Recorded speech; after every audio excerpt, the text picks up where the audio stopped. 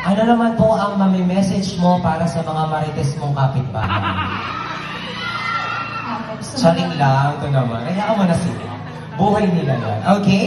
So, what you're going to do, you're just gonna have to pick questions from Chabilita. Ayan. Huwag kayo, talas ng kilay niya. Alright, your question is...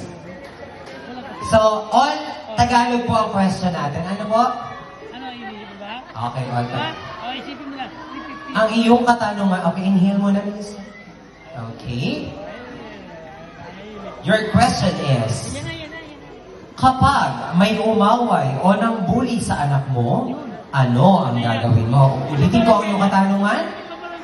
Kapag may nang away o umaway o nang bully sa anak mo, ano ang gagawin mo? Magandang gabi po sa ating mga pinakapipitagang mga hurado at maraming salamat po sa inyong katanungan. Bilang isang babae o bilang isang inaalaga, naniniwala po ako na bilang ina, pagsasabihan mo at palagi mong kakausapin ng iyong mga anak na ang pambubuli ay hindi maiiwasan kahit saan ka man makarating o pumunta. Kaya dapat lagi kang handa na harapin ang mga ganitong pagsubok sa iyong buhay, maging malakas, matibay, kagaya ng pinapakita kong ehemplo sa kanila. Yun lamang po at maraming salamat.